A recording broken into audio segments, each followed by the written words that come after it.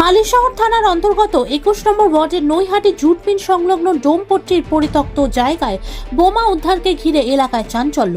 Police এলাকা cordon করে রাখার পর বোম স্কোয়াড বাহিনী এসে বোমাগুলিকে উদ্ধার করে নিয়ে যায়। নির্বাচনের আগে বোমা উদ্ধারকে ঘিরে এলাকায় চাঞ্চল্য। কে বা কারা এই বোমাগুলোকে রেখে গেল তার তদন্ত শুরু করেছে হালিশহর থানার পুলিশ। দেখুন হালিশহর থেকে সতীনাথ ভট্টাচার্যের বিস্তারিত রিপোর্ট।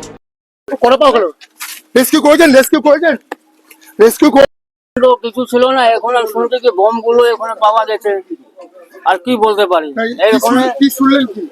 আমি এইটুকু শুনলাম যে ওখানে বোম পাওয়া গেছে। আমি সকাল দিকে এখানে যাতায়াত করি, অনেক লোক যাতায়াত করে, কিন্তু এখানে অনেক লোক বসবাসী করে, ঠাকুর মন্দির আছে এখানে সামনে, হ্যাঁ, কিন্তু অনেক লোক এখানে বসবাসী করে, কিন্তু এতদিন ধরে আমি শুনলাম না। কিন্তু আজকে দেখলাম যে এখানে বোম পাওয়া গেছে।